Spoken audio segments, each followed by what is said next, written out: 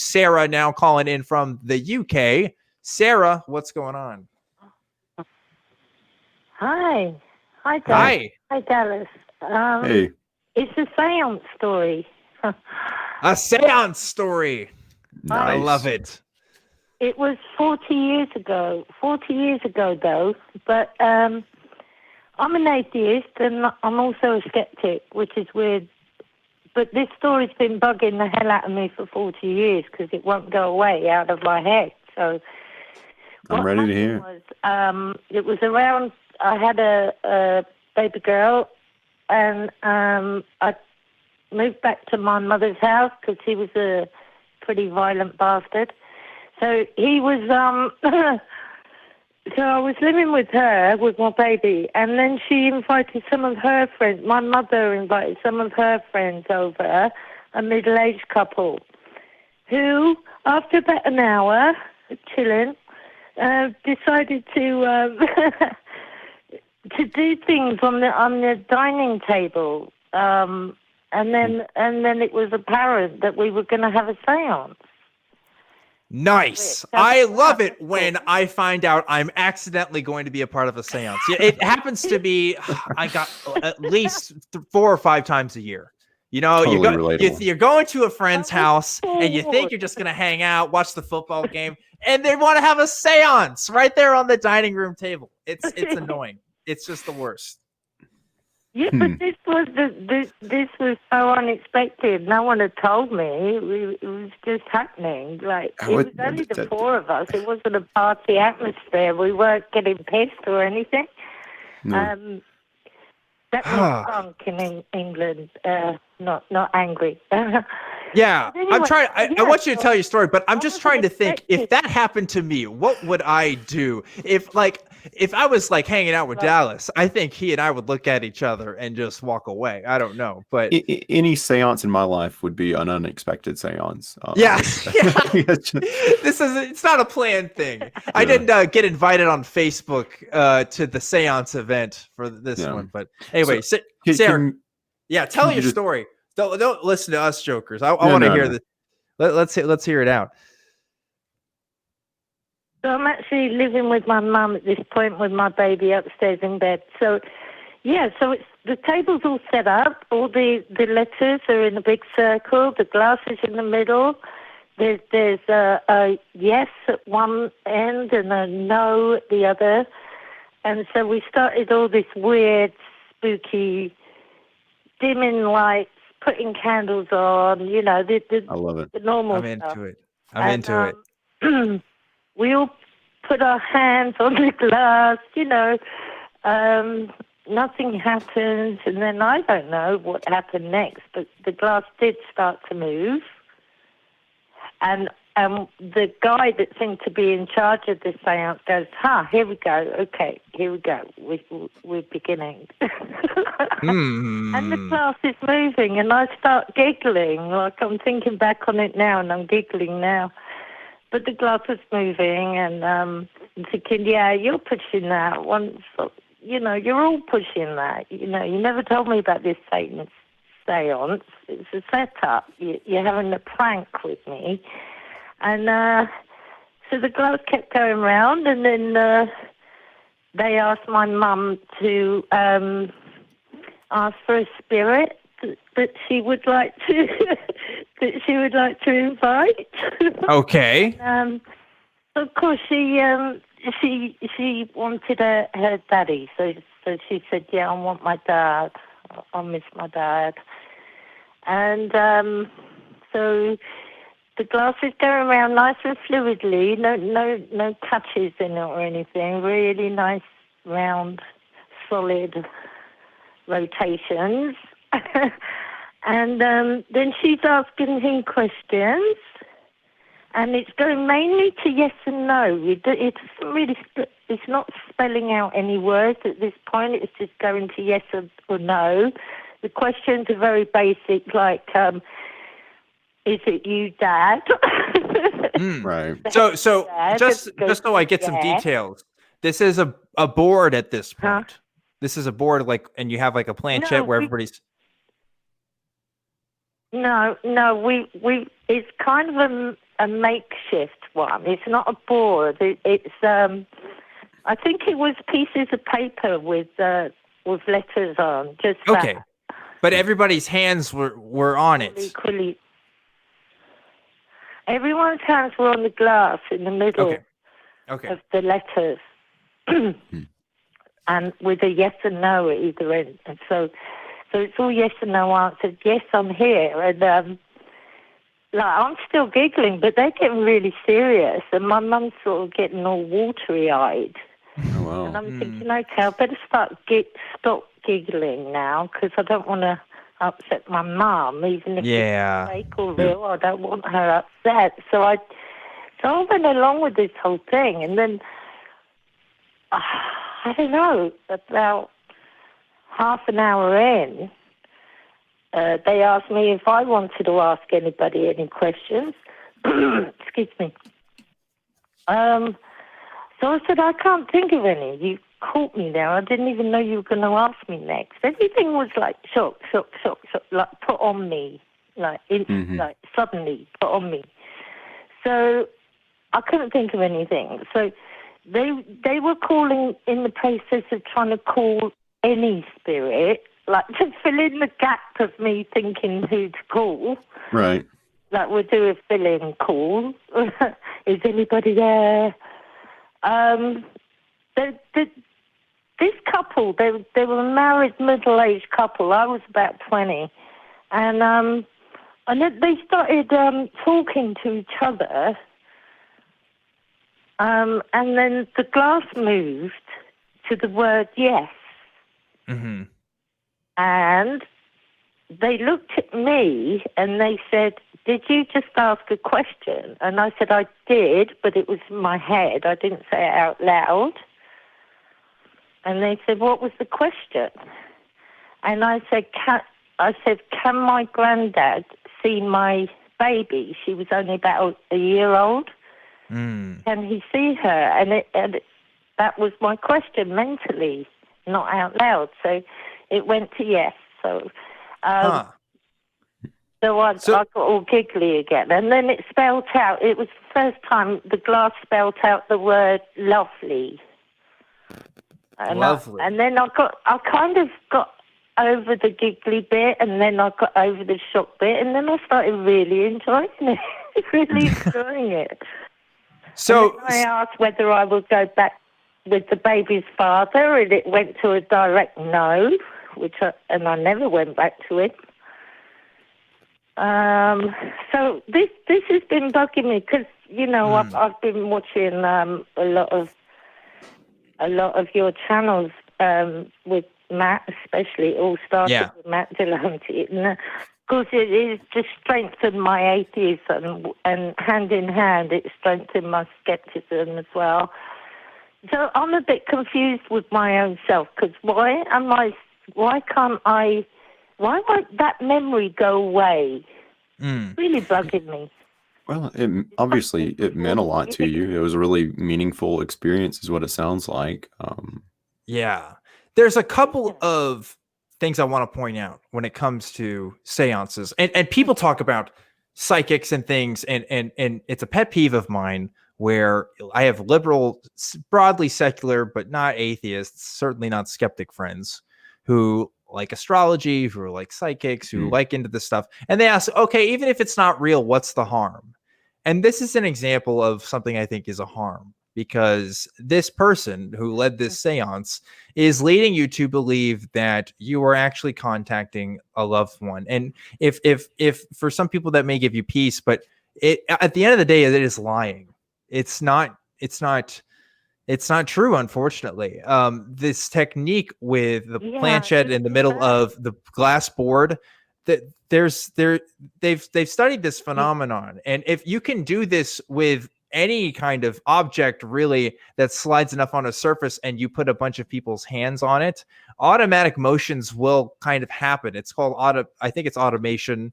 The ideomotor effect. Ideomotor effect, yes, where it's the, especially when in that situation where people's nerves are up and they're going to move it unconsciously, that's going to happen whether you're trying to contact the dead or not.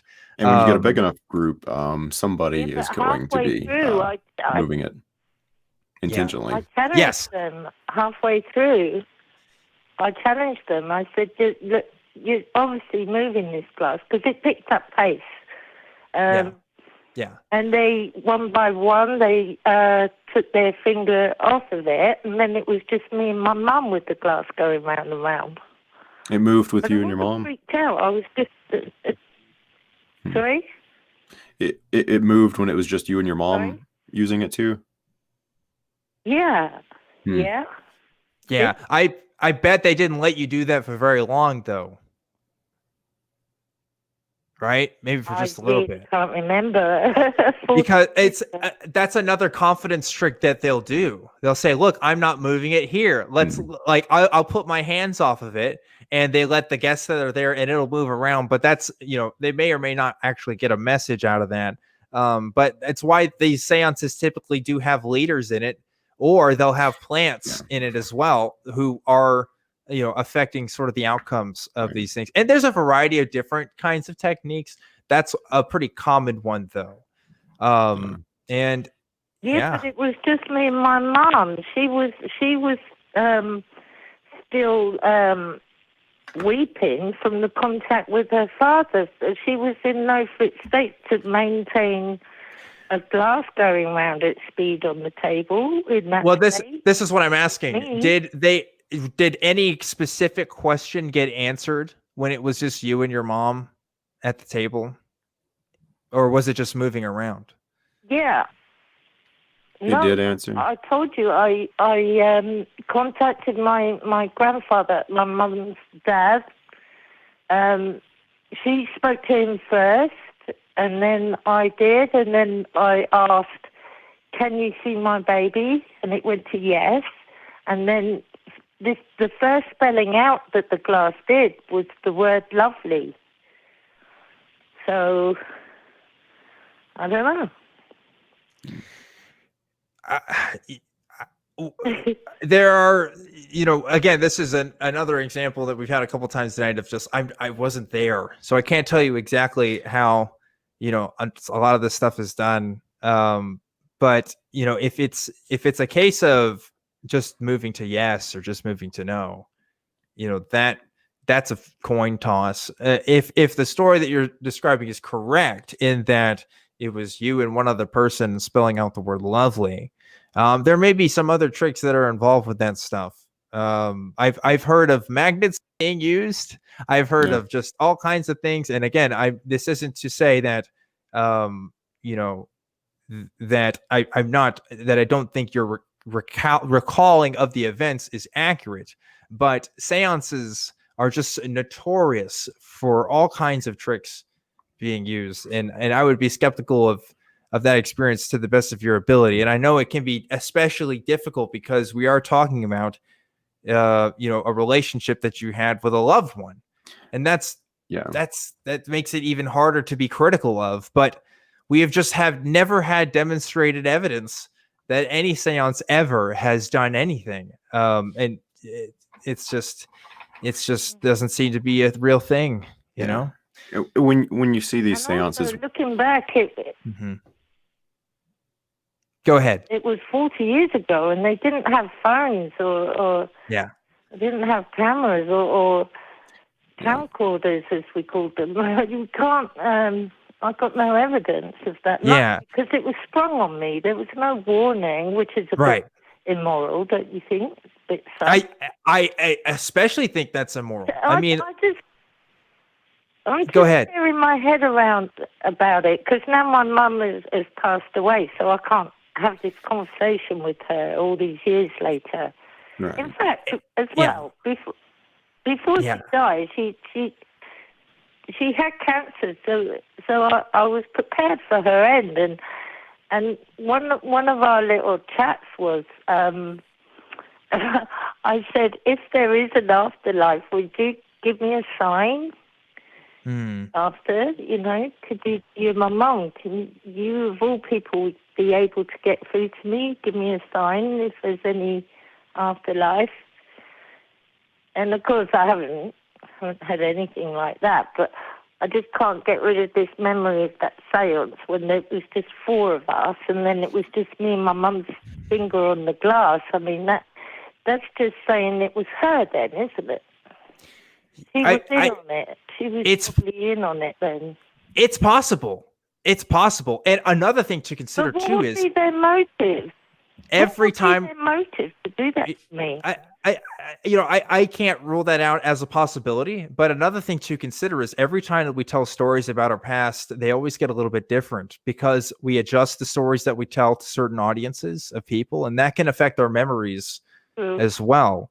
And we're talking about something that happened 40 years ago. And you were caught off guard. This was a period of time where you were obviously, a lot younger, and you were thinking about relationships that you had with a relative, and that's going to bring you into an emotional state of mind where you're not going to be ready to be critical of the situation, which is another technique that they use for this stuff. Yeah, I mean, there's so many explanations, but Sarah, I would suggest if this is still really bothering you and you don't want to take me or Dallas's word for it, there's a guy named Darren Brown who's actually a magician from the UK, and he has this. Yeah, so he has an episode about seances, and he goes into a lot of the techniques and stuff. I don't know if you've seen it, but I suggest you look into. I may have. I will definitely watch it. Yeah, check that out because definitely. They talk about that stuff, and one of my favorite things that Darren Brown does is the way he just lays it all out. He's just showing you like there's tricks to everything. There's just every kind of, he makes no bones about it. He's just like, yeah, these people are just probably conning other people, and that's the world that we live in. I remember he did this thing on psychics. Yeah, he did this one on psychics that I really liked, where the psychic goes to this person's house, and will tell all this stuff about this person's family relationships and their past and stuff. And this lady was like, how does he do it? Like, this doesn't make any sense. And one of the tricks that he does is when he goes in the house, the first thing he says is, can I go to the bathroom?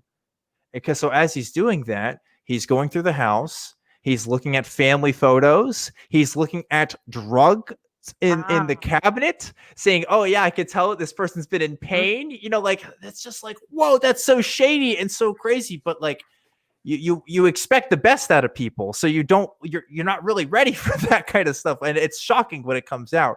And I imagine that's probably what it was with this seance, because if seances were real, right? If seances were real and this was a method by which we could contact the dead, then everybody who's ever done a seance would have a unified explanation as to how that they're doing this. And they all have different explanations. Some of them, they have powers. Some of them, they've been blessed, or, it's all different stuff. And there's no unified story. If a doctor says this is the best way to treat a patient, you should be able to replicate that. Like say they have a specific diagnosis, you should be able to do that every time. For some reason, seances, it's all con artistry. I remember the key. My mum saying that my mum said it wasn't her first time doing that with them. It was. See, that's it right there. I mean, like, if it's not her first time, they've already gotten information from her that they would use against you. Absolutely. Yeah, why would they do that to me? This is even worse than I felt when I called in. They want to make money. I mean, Thomas Westbrook, a Holy Kool-Aid, did a thing about another psychic, it's American Medium. What they did is they got people's the people that got tickets to the show, they got their Facebook profiles. And so that's how they got their information. And how they figured that out was they made some fake Facebook profiles. And so they came into this audience that night and they told the stories that were on their fake Facebook profiles that weren't even, their real stories. So it's shocking. It's shocking. We don't expect this from people, but they're out there. There's con artists everywhere. And it's personally disgusting to me, which is why I speak out against it, and why I I don't care if anybody says, oh, it's just entertainment. It's not. It's obviously not. And this is a great example of why it's not. So, and I think it's evident to the to the phony nature of it, the fact that you have to have a professional psychic or seance, whatever they're called, to have a successful seance, because this is something I've been doing a lot lately, is testing Ouija boards and things like that. I've even had other people involved, other people who are equally skeptic. And shockingly enough, we don't have any results. We don't get anything out of these Ouija boards. You have to go to somebody or be with somebody who believes in it or is somehow profiting from it to actually get any sort of result. And I don't think that's a coincidence. Yeah. Yeah, there was no profit involved. They were my mum's friends. Yeah, but some people are emotionally invested in it too, and so there's some incentive there for them to convince you or to continue to convince themselves that there's some sort of legitimacy to it. And I think that's part of it too. When it is an emotional event, there might be some subconscious drive for you to have some positive results. So it may not be you consciously making the decision, oh, I want this to confirm that, my father, whoever, is looking out for me. It might not be a conscious decision, but you really want that. That's what you want. And there's a lot of emotions involved. I think that's what happened. That's what happened. I think my mum asked them to do this for her because she was missing her dad so much. He'd been dead less than a year. So I think she went to them, having done the seance before with them. Yeah. Not about her or her family, but participated in one with them, with someone else, and then called on them and say, look, I'm really missing my dad. Can you come over and get him through? And just pulled me into it. That sheds a lot of light on the situation for me, assessing it. It was something your mother wanted, and it was something that her friends knew that she wanted.